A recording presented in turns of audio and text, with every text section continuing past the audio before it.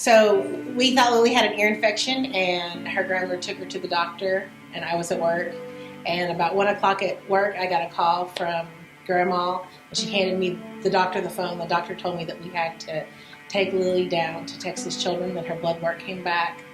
And so we went down there, and I remember we got to the hospital about 3:45, and they rushed us into a room and redid a bunch of blood work. And by 5 o'clock, they had given us the diagnosis of leukemia. We didn't know what type, but we knew that she had leukemia, and they told us that she would be admitted that day and have to get a bunch of blood transfusions. And it was pretty shocking. I guess I didn't realize that I knew that there was something up with her blood, but I really never thought it was leukemia until I saw the doctors come in with the Kleenex, and then I kind of had the feeling that that's what it was. It's so pretty. While we were inpatient, just keeping the family together at all, because one of us was at the hospital all the time with her. She was inpatient pretty much the entire time. And I have 2 other kids at home, so just kind of keeping us together. And then knowing what treatment was right. Nothing has a guarantee. So a lot of it was just kind of, you don't know if it's going to work. You don't know if it's going to hurt. Like some of the chemotherapy, she had hurt her heart, so she has lower heart function now. It's on heart medicine.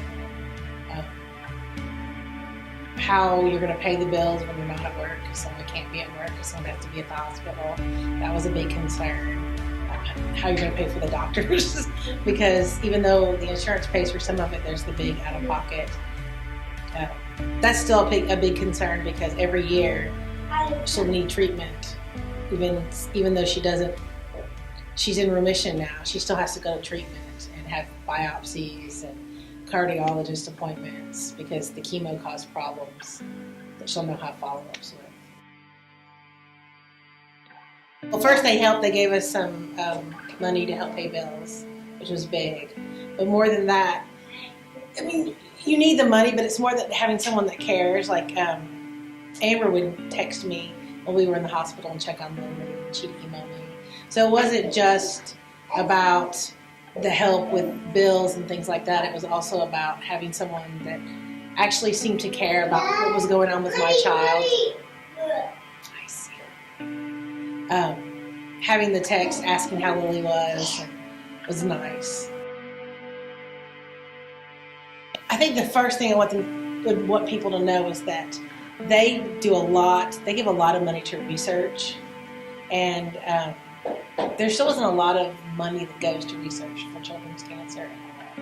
And so the money that they give hopefully will help come up with new medicines and things like that we can use with the children that necessarily won't damage their hearts. Almost all the kids that we had become friends with when we were at Texas Children's, almost all of their hearts were damaged by the chemo. So all of them have lower heart function. They've been in cardiac arrest. All the kids have been in the ICU, not because of the cancer, but because of the complications. And so the funding to help cancer research for children, I think, is a big deal, because otherwise we're going to be giving our kids adult drugs. But that's all it is. And they also, which I think is wonderful, I went to one of their dinners, and they gave out scholarships to kids who had had cancer. And it was interesting because that night all the kids, almost every one of them, wanted a career dealing with oncology. And so I think giving that forward to kids who have been there is a really big thing. And then they also help families just with the daily life. I would want people to know that there are lots of ways they can give to Addi's Faith Foundation, a lot of different charities, opportunities that they have, and that in effect will go towards cancer research to help all of our kids. I saw a sign once that said, "I wasn't a cancer mom until I became one," and I think that people think that it's not hard to be part of their life, but then one day they'll be sitting there. So if we give to research now, the chance of more kids dying, it won't be as big of a risk. Thank you, Lily.